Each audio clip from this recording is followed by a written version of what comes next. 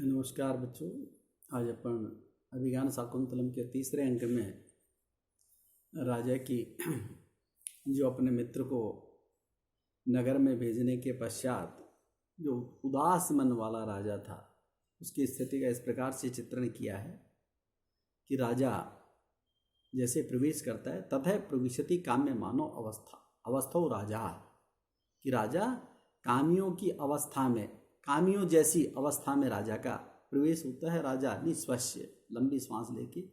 कि जाने तपसो वीर्यम सा बाला पर्वतीति में विदितम अलम अस्मि ततो हृदयम तथापि न इदम निवर्तितुम। राजा कहता है कि जाने तपसो वीर्यम, कि भाई मैं तपस्या की शक्ति को भली प्रकार से जानता हूँ, और पर्वतीति में विदितम बाला, और वो बाला पराधीन है ये भी मुझे अच्छी तरह से पता है। फिर भी हृदयम इदम हृदयम, मैं ऐसे मेरे इस मन को ततः निवर्तितुम अलम अस्मि, मैं ऐसे मेरे इस मन को उससे हटाने में बिल्कुल भी समर्थ नहीं हो पा रहा हूँ। जैसे ही मुझे पता है अच्छी तरह से कि वो पराधीन है और उसके पिता यहाँ पे नहीं है, ऐसी स्थिति में होते हुए भी मैं और उनकी शक्ति को भी जानता हूँ। तपस्वी जो है उनके पास में जो अथाह शक्ति होती है,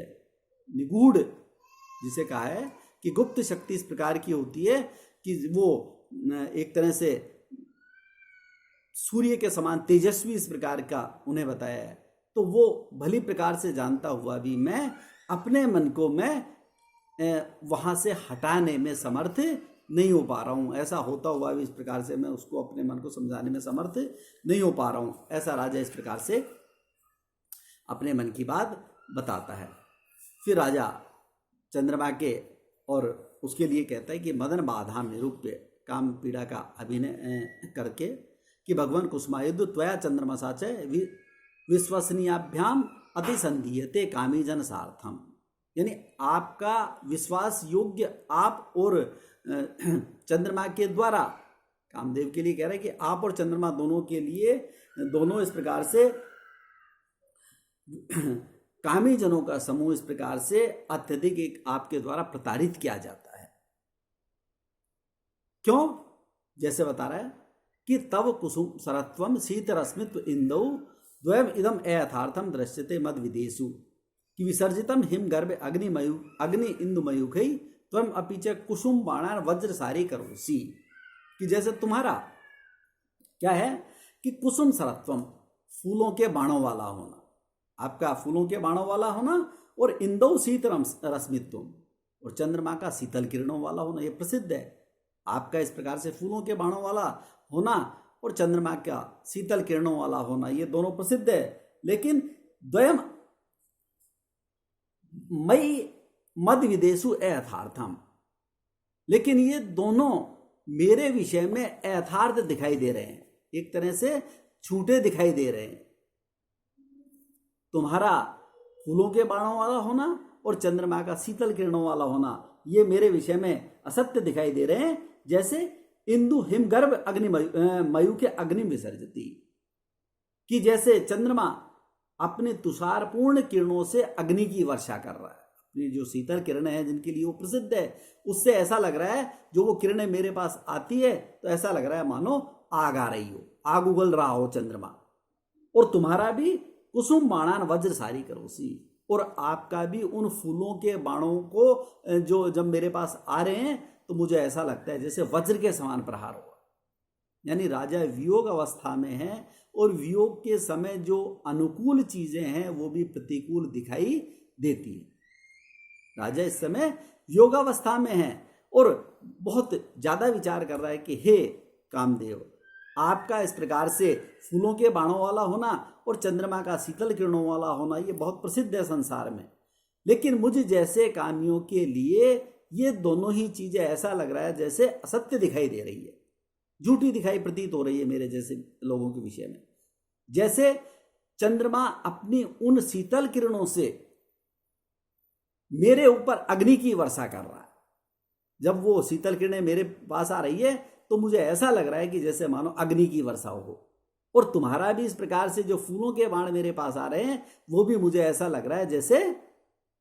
तीर आ रहे हो मेरे पास, वज्र के समान कठोर लग रहे हैं फूलों के बाण भी। तो कह रहा है कि मेरे जैसे लोगों के विषय में ये झूठे इस प्रकार से दिखाई दे रहे हैं। फिर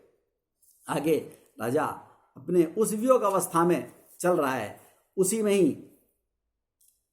आगे परिक्रम्य संस्पर्श रूपित्व अहो प्रवात शुभगो अयम प्रदेश है। जैसे ही आगे राजा जाता है तो वहां पे बहुत सुंदर स्थान का इस प्रकार से वर्णन किया है कि ये जो स्थान है उस स्थान की बहुत प्रशंसा कर रहा है राजा। परिक्रम्य संस्पर्श रूपित्वा अहो प्रवात शुभगो अयम देश है। परिक्रम घूमकर संस्पर्श रूपित्वा वायु के स्पर्श का अनुभव करके अयम देश है, ये जो देश है ये अहो आश्चर्य के साथ प्रवात शुभगो यानी बहुत अच्छा सुंदर स्थान है, बहुत अनुपम स्थान है। क्यों कि सक्यम अरविंद सुरभि कर्णवाही मालिनी तरंगाणाम अंगई अनंग तृप्तई अविरलम आलिंगितु पवने, कि ऐसे इस प्रकार से अरविंद सुरभि कमलों से सुगंधित, कैसा उस के किनारे किनारे सुंदर कमल लग रहे हैं और कमलों को के स्पर्श से जब वो वायु मेरे पास आ रही है तो ऐसी मालिनी तरंगाणाम कणवाही, मालिनी नदी के जो तरंगों के द्वारा कणों को वहन करने वाली, मालिनी नदी के तरंग के जल कणों को वहन करने वाली इस प्रकार से जो वायु है वो इस प्रकार से कह रहे हैं कि तृप्त अनंग तृप्ति, कि काम से संतप्त ऐसी वो वायु मेरे अंगई अविरलम आलिंगितुम सक्यम, यानी निरंतर लंबे समय तक या जब तक इस प्रकार से संतुष्ट न हो जाएं, यानी ऐसी वो वायु निरंतर सेवनीय है, ऐसी इस प्रकार से वो सेवनीय है। क्यों? क्योंकि उसका इस प्रकार का स्वभाव बताया है कि जो मेरे अंग इस प्रकार से तप रहे हैं उन तपे हुए अंगों के ऊपर इस प्रकार से शीतलता का, जैसे ही ये वायु मेरे पास आ रही है, ये मालिनी नदी का जो छोटे छोटे जल के कण है उनको लेके मेरे पास आ रही है, ये जैसे ही मेरे ऊपर वो इस प्रकार से उनकी बौछार होती है तो बड़ा आनंद मिलता है, बड़ा अच्छा लगता है। तो ऐसा इस प्रकार से वो कह रहे हैं कि कमलों से सुगंधित मालिनी नदी के तरंगों के जल कणों को वहन करने धारण करने वाली जो वायु है ये मेरे अंगों को इस प्रकार से लगातार इस प्रकार से सेवनीय है, या बहुत अच्छा लग रहा है। अगर लंबे समय तक भी ये मेरे पास आती रहे तो वो कहना चाह रहा है कि इस प्रकार से इससे कोई ज़्यादा परेशानी नहीं है, यानी और भी अच्छा लग रहा है। ठंडी ठंडी शीतल वायु किसको बुरी लगती है, अच्छी लगती है सबको। इसलिए वो परिक्रम्य अवलोक्य चे, थोड़ा घूम के और देख के अस्मिन वेतस परिक्षिप्ते लता मंडपे सन्निहिता शकुंतला भवितव्यम, कि बैंतों से घिरे हुए इस लता मंडप में शायद शकुंतला को होना चाहिए। तथाई जैसे कि अधो विलोक्य, नीचे धरती की ओर देखते हैं राजा और कहते हैं अभ्युन्नता पुरस्तात अवगाढ़ा जगन गौरवात पश्चात द्वारे अस्य पांडु सिक्तई पद पंक्तिम दृश्यते अभिनवा, कि जैसे ही राजा नीचे धरती में देखते हैं और धरती में देख के कहते हैं कि अस्य पांडु सिक्तई द्वारे, इस पीली रेत राशि वाले द्वार पे, इसके द्वार के सामने पुरस्ताद अभ्युन्नताम, पुरस्ताद आगे की ओर, अभ्युन्नत कहते हैं नीचे दबी हुई, आगे से थोड़ी दबी हुई, और पश्चात जघन गौरवात अवगाढ़ा,